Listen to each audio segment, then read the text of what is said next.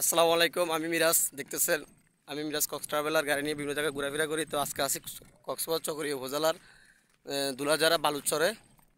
তো আমার আশেপাশে দেখতেছেন আমার পিছনে লবণের গুড়গুলো, অনেক লবণ এখানে আসলে যে লবণ অনেক সুন্দর, এখানে লবণ উৎপাদন করা হয়। আর আমার বামে দেখতেছেন একটা খাল, এটা দিয়ে আমরা আসলে অনেক দূরে চলে গেছিলাম, বিশাল দূরে।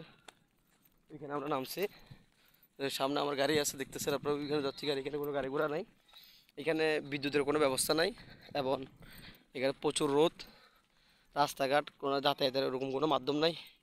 এখানে শুধু ছোট সাইকেল আছে আর কিছু মোটর সাইকেল, এখানে কোনো দোকানপাটও নাই। তো আমার গাড়িটা আছে, শুধু আমার গাড়ি আছে, আর এখানে অন্য কোনো গাড়িও দেখতেছি না আমি। এখানে একটা অটো দেখি নাই, আমরা অনেক দূরে আছি। তো আসলে নদীপথে যখন পাড়ি দিছি তখন আমাকে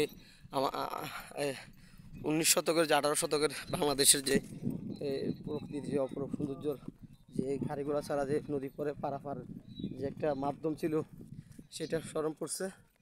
তো ভালো লাগতেছে যে এরকম একটা গ্রাম্য পরিবেশে এসে আসার পরে নিজেকে একটা ভালো সময় দিতে পারছি।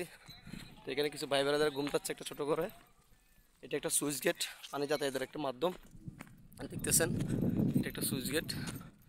তো অসাধারণ একটা জায়গাটা, খুব পরিবেশটা খুব সুন্দর।